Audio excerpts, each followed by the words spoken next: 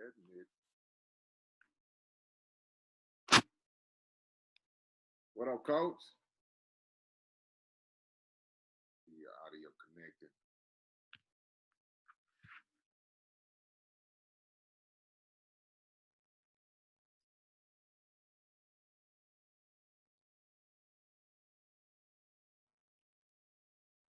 Can you hear me now? I can hear you loud and clear. What's up, coach? Oh, we all good then. We all good. I got What's you. going on, sir?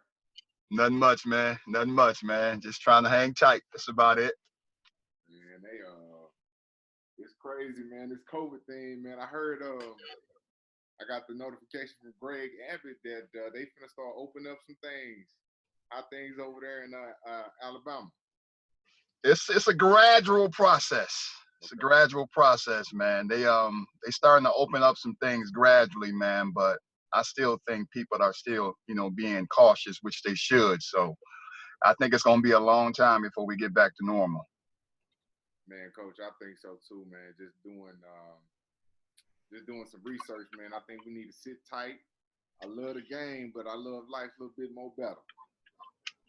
Ain't no doubt about that. I think safety's a little bit more important than basketball. I'm gonna pick health over basketball all day because if you're not healthy, you can't play or coach. Exactly, man. So, I know we kind of met.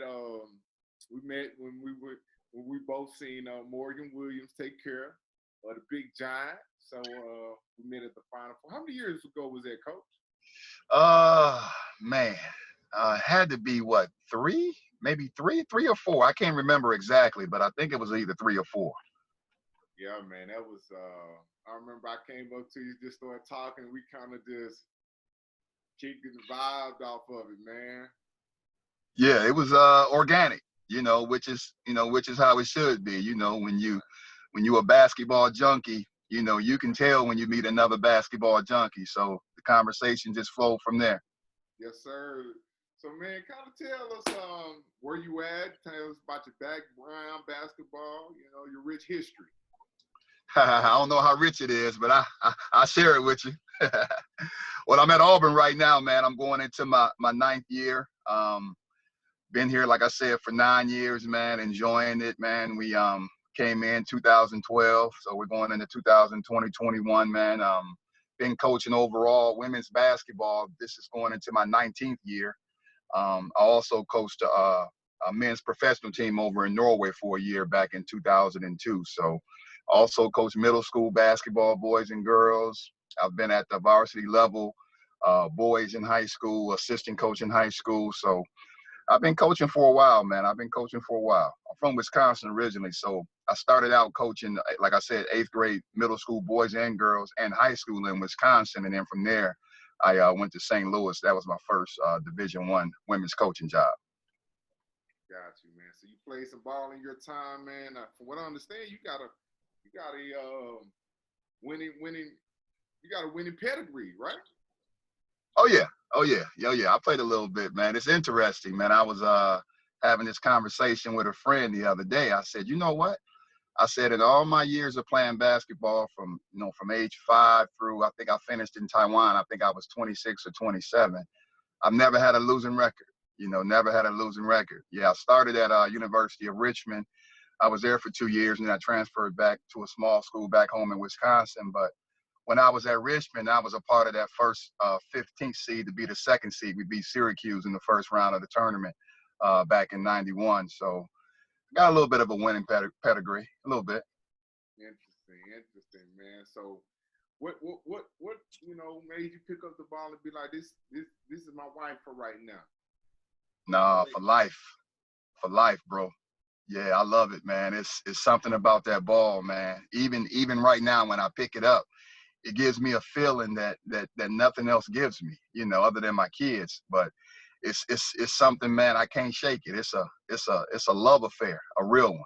I just love that basketball, man. It's nothing like it, bro. Nothing like it. Nothing like it. And it was like that from age 5. And I played baseball. I played football. But those are my side chicks. I've been married to basketball for a long time, and I always came back. Always. I can't shake it. So it was just something. Did anybody influence you? You just picked it up and be like, You just felt that magical touch about it. Nobody really influenced me, man. Growing up, like I said, when I was coming up, you played everything. You played football during football season. You played baseball during baseball season. You would, race your friends, outside. So that's considered track, and then you played basketball. So growing up, what's crazy is I was probably better in baseball growing up. My father played baseball, and then he started playing softball forever. So I grew up around baseball as well.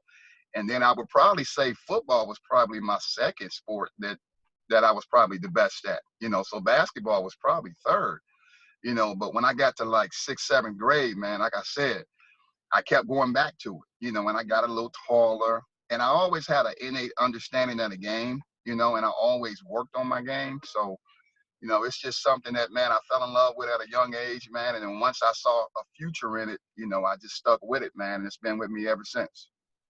That's what's up, man. So, in your playing career, coaching career, anybody that stands out, any accomplishments or anything like that stands out, but like, man, I got a ring, got a championship, I helped this kid get, or this player get to that ultimate level of professional or anything like that? That's a great question, because for me, and this is going to hope it don't sound arrogant, but because I've always won, I never lost until I was like in 9th grade. So I'm used to winning. I'm used to playing in championships. So I almost kind of expected it. I wasn't a part of a losing team probably until my 2nd or 3rd year coaching in college. It took me a while to be able to deal with it because I didn't understand the mentality, but it's helped me become a better coach, because to be a coach, you have to understand that kind of mentality so you can bring that type of mentality to where you want it to go, which is on the winning side. So I had to learn that, man, which sounds crazy. I literally had to learn a losing mentality so that I can coach from that perspective to get them to where I want them to go.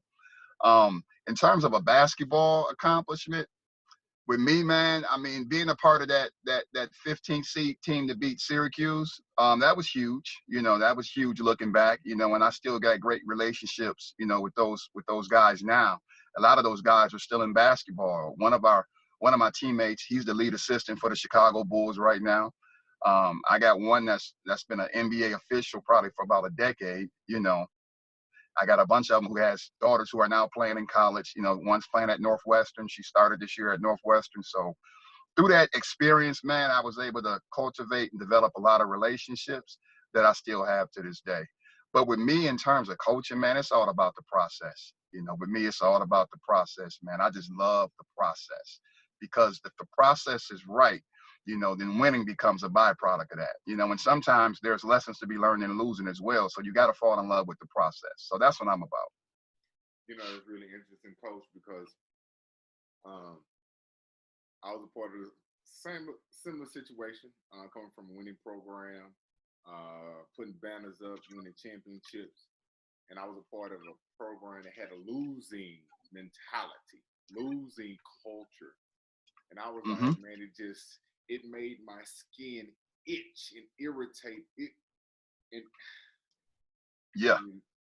And one of the things you mentioned, that I'm like, I understand the process. I had to stop looking at the record and start looking at how to get away from that record. And one of the success stories I just had, one of the kids that was there, I coached her as a freshman, and she actually, we helped her sign her scholarship, man. She signed a scholarship. She going to Colorado from Texas. So she got an athletic and an academic scholarship. So I think that's what you look at when you're in a losing, non-winning culture.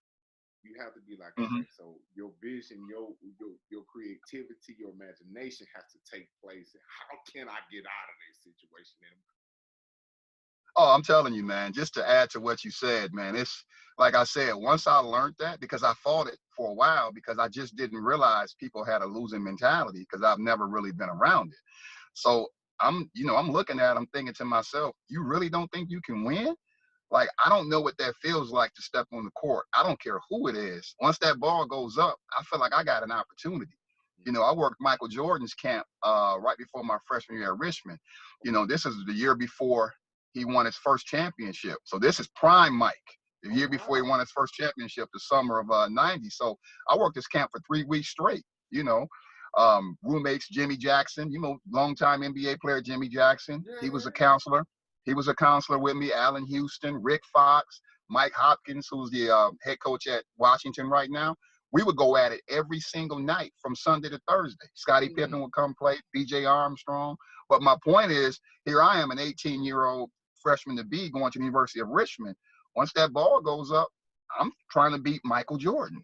You know, so fast forward to college, I'm thinking to myself, these girls put their shoes on the same way you do, you know. But I learned, like you said, that word culture is a funny word because before culture, it's behavior. Behavior influences culture. Behavior, body language, expectation, that all influences culture.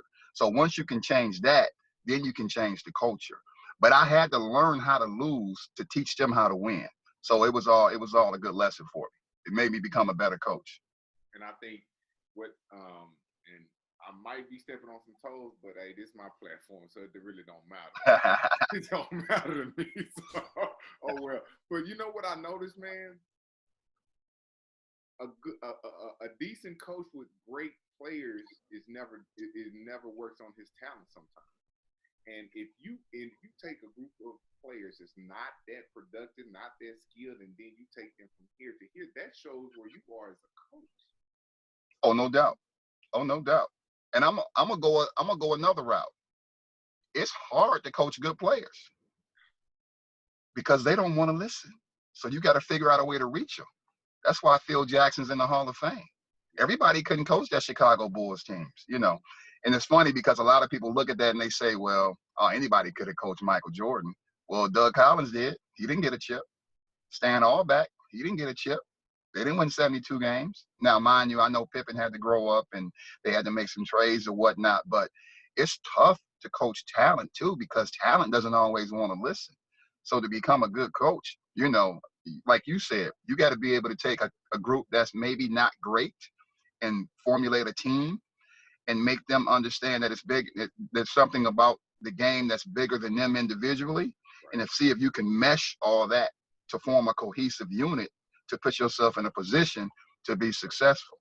But if you got a great team, if you ain't got chemistry, you're just as bad as that bad team with no talent. Absolutely. Absolutely. And I think my dad told me one thing. He said, man, X's and O's, anybody can get that. He said, but the part about coaching people don't understand is psychology. Man, bro, preach. It's like teaching. Coaching is synonymous with teaching. I got an education degree. Mm-hmm. You know, when I taught sixth grade for a year, that was my classroom. Well, now the practice court is my classroom. The game is the test. But like you said, anybody can learn a play or learn a system. You can get it off YouTube. You can watch better basketball videos. Mm-hmm. That don't make you a coach. That's easy to do. You can memorize a play, but can you teach them how to play? Can you motivate them to play? And can you motivate them to play together? That's coaching. That's the art of coaching. See, plays and all that, that's the science of coaching. But Right. the art of coaching, Come on now. Come the, on the now. art of coaching is a little bit different, bro. It's a little bit different. And a lot of them don't understand that, you know, but you got to study it, though. It's just like anything, man. If it's your craft, you got to spend time on it, man. You got to study it. You got to read leadership books. You got to understand organizational health. You got to know what silos is so that when you see it, you can get it out of your program. Like, you got to take it seriously. You got to study your craft, bro. I said honor my craft. And so I'm going to share this with you, man. This is a book I read. Gino Auriemma. Great book. And Great book. In Pursuit of Perfection, man. And boy, when I tell you that's one thing, man, that I mean, come on, he got 11 rings. Hey, you can't argue with that, bro. You can't argue with them rings. You don't argue with jewelry. 11, that's a little different. Anybody can get one. There's some that can get two. 11, that's a little different. And that's why I don't throw the word goat around a lot because everybody can't beat it. You can't have 5 goats. It's not called the goats. It's called the GOAT. So how can you call 3 people the GOAT? The greatest of all time. That's what the GOAT means, right? He makes a pretty good argument. He makes a pretty good argument. Him, Pat Summick, pretty good arguments. Yeah, man. I mean, that is what it is, man. So what made Auburn be like, man, this is where I'm at. I'm loving it. and kind of go into how relationships play a big part of it, man. Just that profession. You just answered my question. I mean, your question. That's the only reason why I'm here. I mean, no disrespect to Auburn. Auburn's a great institution. I mean, everybody knows that. Has a national brand. People would love to work at Auburn. There's great people here. It's family oriented. But if you don't like the people you're working with, you're not going to enjoy the experience. So I had a great relationship with Coach Flo. We've been knowing each other for a while. I worked with her at Georgetown for a couple of years. Met her years before when she was at Southwest Missouri State and I was at St. Louis. We met on the road recruiting, developed a relationship, and it just kind of grew from there, man. So that's why I'm here. The only reason why I'm here. I'm all relationship oriented, bro. That's what's up, man. So talk to me. I mean, you've been in the game. So what's some of the pitfalls from a coaching standpoint? Be like, man, some things just don't work. It's like your characteristics, your traits, who you are, and what's some of those things that you be like, that's a pitfall from coaches. Their career goes from here downward from a coach and from a player standpoint. What do you see? Well, from a coaching standpoint, man, it's kind of like what we were talking about before, man. I think what's really missing, especially at this level, you don't have junkies anymore. You don't got people that really love the game, and it shows because, to be quite honest, the games is boring. The majority of them are boring. I can't watch the majority of them. I don't have to turn on the TV to tell you that they're going to start to play with a ball screen, end it with a ball screen. Everybody else is standing around. I mean, it's boring. There's no innovation. That's why I don't really watch a lot of it right now because I get bored. But coaches got to do better. But to do better, you got to love what you do, because if you don't love it, you're not going to put the time in it. You're going to do just enough, and then it becomes a job. See, it's not a job for me. I would do this for free, literally, and I've done it for free. So for me, I don't think coaches put the time in. They don't study their craft, bro, because if they did, the game would look different. That's why I pay more attention to football coaches, because football right now is far more innovative than basketball. Look at the spread offense. I'm trying to tell you. Them coordinators, but they junkies, bro. They still writing plays on napkins. They're sharing information. They're junkies. Nick Saban's what, 10, 11 million? He's working like he's making 10,000 because he loves football. They just happen to compensate him quite handsomely, but it doesn't change his passion for the game. A lot of the coaches that I talk to now in women's basketball, I don't know if they'll be in it if they cut the salaries in half, put it that way. So when you have that kind of mentality, the quality of the game suffers because of it. I think the talent level is up there. The talent level is up to par. But I think from a coaching standpoint, we got to get coaches to take the craft more seriously to improve the game. From a player standpoint, I think right now, man, players don't play enough. They don't have that feel for the game. I'm all for training. I think skill development is essential. But how do you know what you need to work on? You got to play. And right now, I don't think players play a lot. And I don't think when they're younger, they don't play other sports. They're too specialized at 6, 7 years old. So what happens is you don't play a lot of sports when you're younger.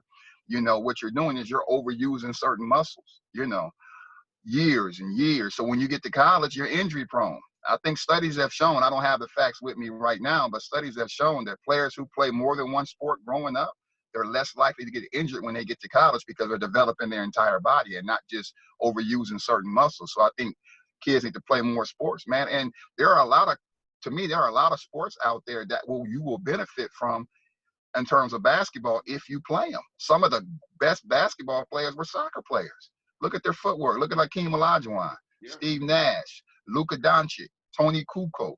I love soccer players. When I'm recruiting and I see soccer or volleyball or track, I'm like, yes, because that's a different type of athlete. And all those skills are transferable. Soccer and basketball are transferable. I'm telling you. And you kind of got into the next question I was going to ask is like, what's your criteria of a Lady Tiger? But I think you already said an athlete. But one thing I noticed, man, I'm sure you can share this, that a lot of kids, they like the game. They just not, they don't love it. They don't have that dog.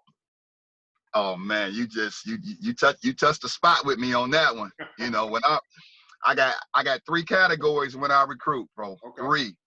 Three categories. The kids that like it, the kids that love it, the kids that live it, right? If they like it, I don't recruit them. I don't recruit them because there are going to be some days they're not going to want to play. Right. And I'm going to ask them to do some things that, quite frankly, it may depend on how they feel that day. You don't win with kids like that. You get fired with kids like that. If you love it, I'm going to recruit you, because if you love it, there's a chance I may get you to live it. You may just be missing a couple things that you don't know about. But when lovers are seekers. You understand what I'm saying? When you love something, you're going to try to seek ways to get better. And then it becomes obsessive. Now you can graduate into living it. I live it. I don't expect everybody to treat it the way I do. It's giving me everything great in my life, literally. So my relationship with basketball, I can't even explain it. It's like being in love every single day, unconditionally, all over again. Right. You see what I'm saying? So I don't expect people to look at it that way. But when I'm watching you play, there are certain things from a body language standpoint, how certain things affect you, that I'm paying attention to. So I got 3 categories. You gotta be either in the second one or the third one for me to even look at you. And then from there, with us here, I got 3 F's that I pay attention to. The first one is fit. And that's where the athleticism comes in. We're full court pressing. We're trying to get out and run offensively. We want to play with a lot of pace. So you have to be somewhat of an athlete to be able to do that. All right. So you got to be able to fit what we're looking for in certain positions. So, and if you don't fit, no matter how good you are, you're not going to have the experience that you want or the success that you want. And we're not putting ourselves from a team standpoint in the best position to be successful. So fit's very important. And the second one, fire. That's that passion, bro. You got to have it. You got to have it. You got to be competitive. It has to hurt you that she scored on you. That has to pain you to the point to where you can't sleep at night if you miss a free throw. If somebody snatches a rebound away from you, that has to be a problem. You got to play with some passion, bro. I got to see that fire. I got to feel it. I don't want to see it. I got to feel that fire. A good song, you listening to it, but when you feel it, the head moves a little different. When I'm watching players, I'm the same way. I'm like, okay, she's a little different.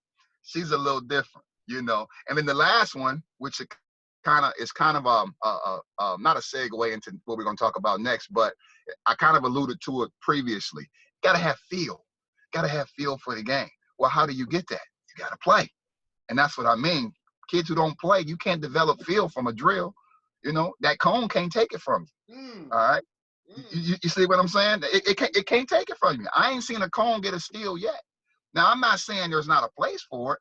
I'm just saying you can't substitute drill work for playing, because how will you ever know what will work if you don't spend time getting those reps in against real competition? So you can't develop feel without playing, bro. So you can't get away from that. I ain't never met a great basketball player who didn't like to play basketball. Like, that doesn't make sense to me. I don't want to play 5-on-5. I just want to train. Well, you're not very good. Because what kills me is that if you know basketball, 85% of the game is played without the ball. Very few skilled individual training sessions I've seen where 85% was done without the ball. So what happens is you take that kid who's used to training and you put them with 4 other people, they can't play unless they got the ball in their hands. So I got to have a player who has a little bit of feel. And the only way you're going to get that is if you spend time playing. You know what, Coach, man, getting into what we've been watching and enjoying and loving, The Last Dance. I mean, if you look at it, I don't think they would have made 72 wins without Dennis Rodman. I mean, you got somebody, you talking about a dog. A dog. Like, he sacrificed his body. He sacrifices so much for the game. And what the game, once you give something to the game is going to give you something that not even about the game that you'll enjoy after the game. Ain't no doubt. So ain't no doubt. Getting into that, man. Your thoughts on AAU? I know you said talking about feel and playing. So the AAU dynamic, what's your thoughts, or how's that going to it? It's interesting, man. I played AAU myself. I played AAU myself. So I think it's definitely beneficial from an exposure standpoint. I think, anytime you can put yourself in a position to get your school paid for, that's great. So I think there's definitely a lot of positives that go along with AAU. My only issue with AAU is, like I said before, you got to play more than just that. You got to still play 5-on-5. You can't just go to practice once a week, or, you know, if your AAU team is out of your city, you're literally playing only on Saturday. It's the only time you're playing 5-on-5. It's not enough. You got to play more than that, man. You got to play more than that, man. The other problem I have with AAU, man, and this is just me personally, I'm gonna speak on it. I think a lot of times these AAU coaches, and I used to coach AAU myself, man. These AAU coaches, they ain't in it for the right reasons, bro. I mean, what are we in it for? It should be two reasons: to get kids scholarships, right, or keep kids off the street, give them something to do. All right, but you can't have half the team looking for scholarships, and the other half, basically, you just give them something to do, because that's not fair. Because if your goal is to get kids scholarships, then don't be telling me you won 124 games and lost 3. Don't nobody care. How many scholarships did you produce? You know what I mean? You can't have 15 players on your team who you're saying you're trying to help them get scholarships, but you're only playing 6. Let them other players go somewhere else where they can get some playing time, right? So to me, you got to really identify why you're doing it. What are your objectives? Is it to get kids off the street, you know, teach them how to work well with others? That's great. I'm all for it. All right, cool. But don't be making these parents pay $900,000 lying, saying, if I take your child here, you know, he or she will have a good chance to get a scholarship. It's not even about that in that situation if you just help keeping them off the streets. Don't have people going broke, you know, because you want to go somewhere and win a championship so you can post, you know, you 125-4, and, you know, you won this many championships. You see what I'm saying? But these kids ain't really learning no life lessons, you know. And like I said, on the other side, if it's about exposure, if it's about scholarships, keep it about that. Put them in the best position to put themselves in front of coaches to get scholarships. So that means don't be playing tournaments that's costing these parents $1,200 and it's not even an evaluation period. Who you fooling? Come on, man. Stop that. Stop that, bro. Stop that. You should have 5 or 6 players, play them all 40 minutes if you can. Because you know why? You're just trying to get them a scholarship. But you got 14 players. 9 of them is paying. The other 6 ain't paying because these are your players. But you didn't lie to these parents, telling these parents that these other 9 kids gonna have a chance to play in front of college coaches, but they ain't playing nowhere. And then what happens? The kid leave, they go to another program. They don't play. They leave, they go to another program. And you know what happens when we get them? As soon as something don't go right, you know what they do? They transfer. Starts at the grassroots level, bro. I agree, man. You know, it's rarely, I could be wrong, but did Larry Bird play for anybody besides the Celtics? Nope. Never did? Magic? Nope. Nope. So I don't count Jordan. See, that's a different. Completely. Did Kobe? Nope. So did Hakeem? Yes, he actually he went to Toronto. He went to Toronto at the end. Yeah. Yep. And so the thing about it is, it's not where it's like, I'm mad, I'm disappointed. No, it's called commitment.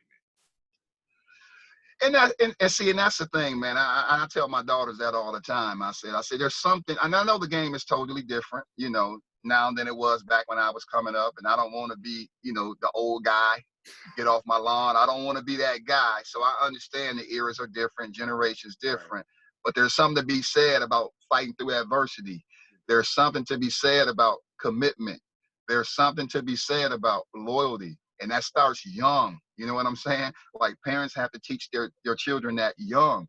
Just because Sally didn't play on Friday does not mean you should let Sally quit and join another team. You see what I'm saying? Make Sally fight through something. Because if you're running at 6 years old, you're going to be running at 7. So what happens? You change AAU teams in 6th grade. Then you change trainers. Then you change high schools. Then you change colleges. It becomes easy. This don't work, I'll just go over here. It's too easy to quit. It's too easy, bro. No loyalty, no commitment. And you know what? This is what I'm looking at too. So I'm gonna change it just a little bit, but one of the things I've noticed, and I'm sure you got stories, that you have to look at a kid and evaluate a kid not by their talent, but you have to evaluate if they come to you or stay with you based on their parents. Man, bro, you just said something there. I'm telling you. I'm telling you, you just said something there. I always look at how recruits treat their parents, because if they disrespect their parents, I can almost guarantee you eventually they're going to disrespect you. You know, and this is something real small too, man, I pay attention to. And maybe because I'm a little bit old school, but if you address your parent by their first name, I'm not recruiting you. I'm not recruiting you, period. I don't recruit kids who address their parents by their first name. And this gonna sound a little weird. And I also have a hard time recruiting point guards who ain't got no brothers or sisters. That's just me. Sharing. That's just me. That's just me. Yeah. If your point guard was an only child, good luck. I'm not saying, look, I'm not saying there's no, no outliers out there, but for the most part, Magic Johnson, big family. I'm trying to tell you, Isaiah Thomas, and they're usually the youngest. They've taught to fight, big family. You know, yeah, it's hard for me to recruit a point guard that's an only child. Coach, I never saw that until now. It's like, if you're the only child, you ain't got to pass. You ain't used to passing. You're not used to sharing. You're just not. Like I said, there's outliers, but that's just me personally. Because I've had a point guard that was an only child, and I'm like, why is she selfish? And I'm thinking to myself, dang, she's never had to really share with anybody. Great kid, just never really had to learn how to play with others, none of that. So if you call your mom or dad by their first name, Coach Ty's probably not going to recruit you. If you're a point guard that has no brothers or sisters, it's going to take a lot for me to recruit you. I got to do a lot of intel, a lot of intel. Man, Coach, that's a nugget for me. That's a nugget for me, because I got, let's take it a different turn as far as parents being involved. Have you ever been, when a parent's too involved, you be like, oh, you off my list? Or Absolutely, bro. Yeah. If you look, if every time I see you, you're coaching from the sideline every single time, bro, I'm not dealing with that, because you know what happens? You're going to bring it to college. It's not going to stop. It's not going to stop, So nah, man, I don't, I like for a parent to be involved. Don't get me wrong, but there's a line. You got to draw a line, be there to support your kid. Don't take up for them. There's a difference. There's a difference. And I like doing this because parents, they think I'm the bad guy. I'm like, I don't really have, that ain't my child. I'm just trying to prevent later on down the line when that kid figure out that coach don't want them no more because of you. I'm trying to safeguard that y'all relationship. Because if you take something from your child they work hard for. No, I feel you, bro. Yeah, I feel you, man. 100%. 100%, man. I feel you. It's true though, man. Yeah, I've had I got friends who coach, who coach their kids, and I'm like, chill, just chill, let them play.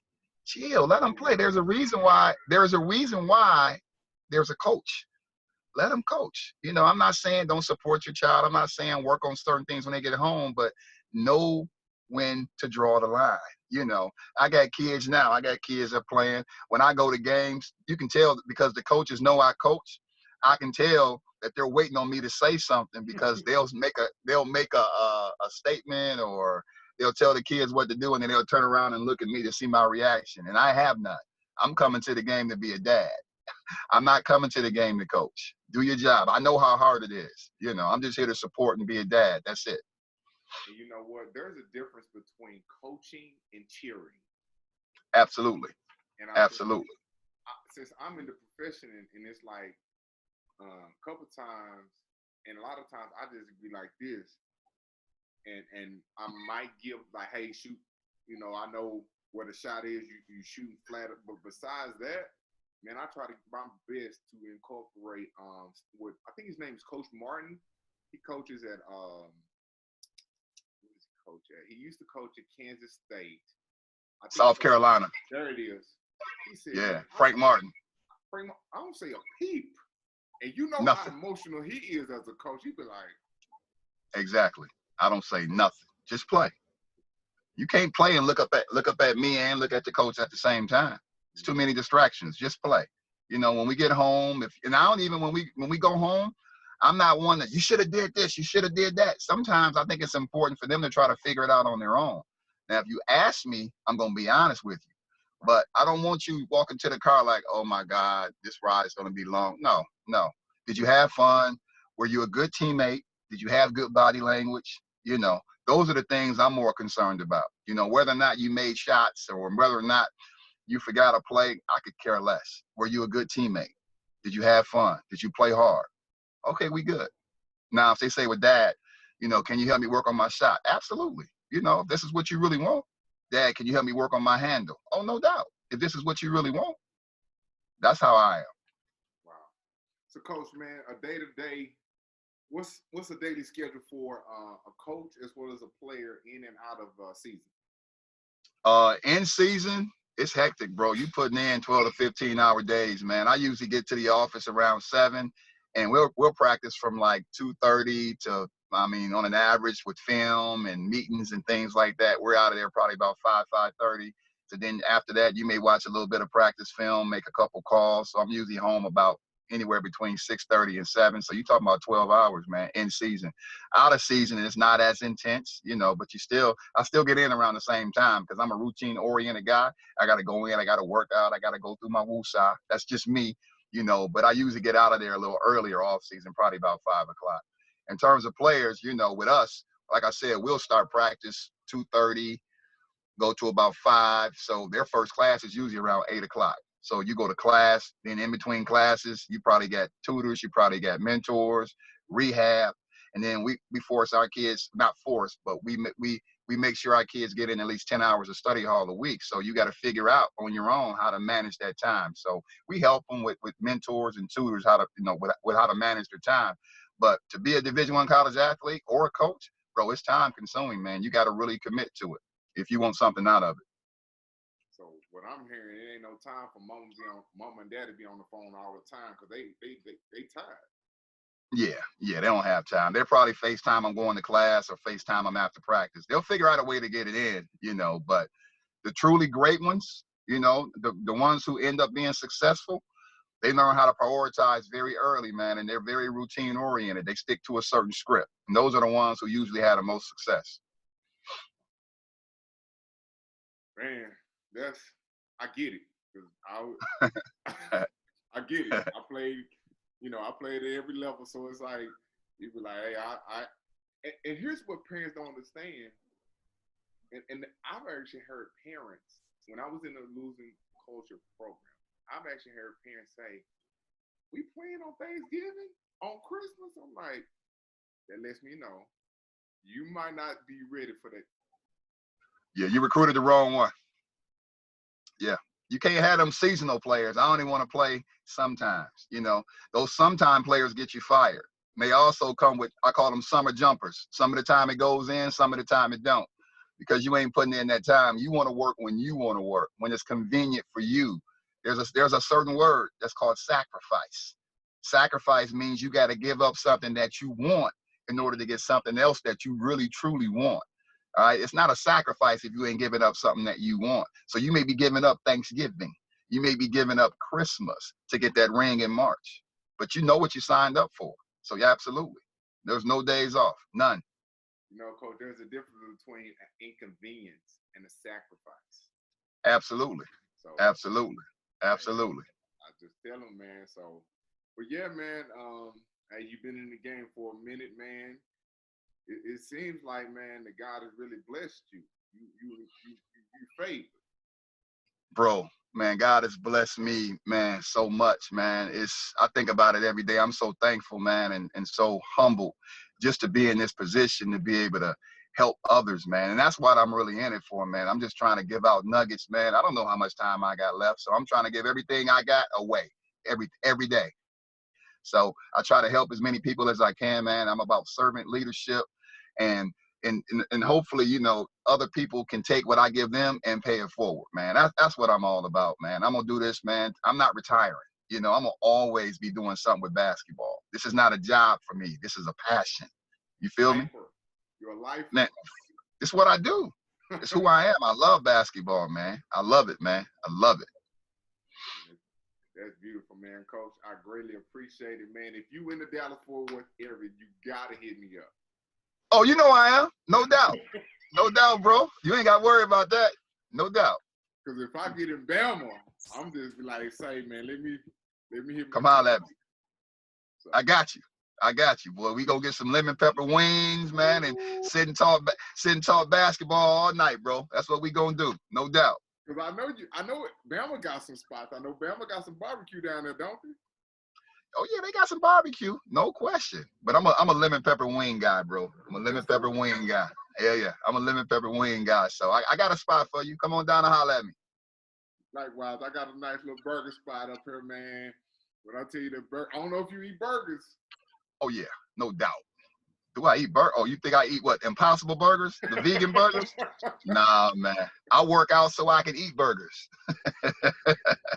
No doubt. Man, Coach, I enjoyed it, man. I appreciate it. We're going to be in contact, man.